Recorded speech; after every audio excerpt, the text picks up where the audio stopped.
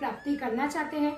आने वाली फाल्गुन मास की शुक्ल पक्ष की जो तिथि है, जिसमें आमला की एकादशी आने वाली है, उस व्रत का पालन जरूर करना। तो इसकी कथा कुछ ऐसी है। उस नगर में जो राजा था वो बहुत ही धार्मिक था, जिसका नाम था चैत्र, और उसकी सारी प्रजा भी बहुत धार्मिक थी। सब विष्णु जी को पूजते थे, अर्चन करते थे। कोई भी नास्तिक नहीं था उसकी प्रजा में। तो जब आने वाली आमला की एकादशी आई तो सारी राजा और प्रजा ने मिलकर पूजा करने का सोचा। तो पूर्ण कुंभ की स्थापना की, फिर धूप दीप पंचरत्न से आंवला की पूजा की। उस दिन पूरी रात पूरी प्रजा राजा मिलकर कीर्तन कर रहे थे, विष्णु जी का स्मरण कर रहे थे और व्रत रखा था। उसी वक्त नगर में एक शिकारी आया। वो शिकारी इस चाल से आया कि मुझे भूख लगी है तो मुझे कुछ खाने को मिल जाए, क्योंकि वो जो शिकारी था वो अपने परिवार को जीव हत्या करके पालता था।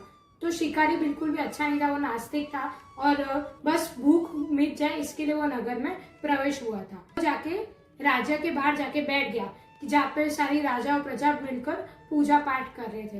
पूरी रात वो शिकारी ने कि उसको कुछ खाने मिल जाएगा इस आशा में वह बैठ गया। तो अनजाने में उसने भी पूरी रात वहाँ पे व्रत रख लिया और कीर्तन सुना, भगवान का स्मरण किया। तो अगले दिन सुबह जैसे ही सारी प्रजा अपने घर की तरफ लौटी तो शिकारी भी अपने घर की तरफ लौटा। कुछ टाइम बाद उसकी मृत्यु हो गई।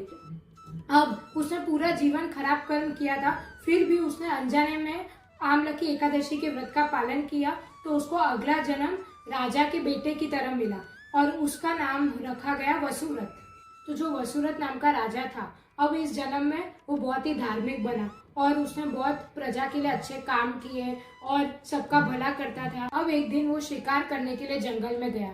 तब वो रास्ता भटक गया तो एक पेड़ के नीचे विश्राम करने लगा।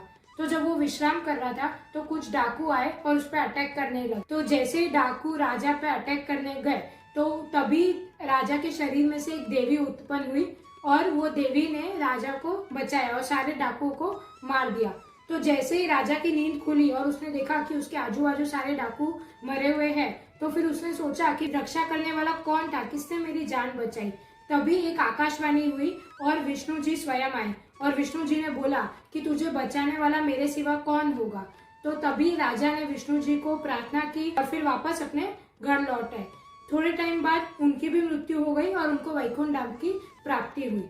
तो ये कथा से हमें एकादशी व्रत का फल का पता चलता है कि एकादशी व्रत करना कितना इम्पोर्टेंट है। तो आप भी इस एकादशी का फायदा उठाना चाहते हैं तो भगवान को आंवले का भोग लगाना ना भूले और अधिक से अधिक नाम जप करें, कीर्तन करें, स्मरण करें, जागरण करें और इस एकादशी व्रत का पालन करें। हरे कृष्णा।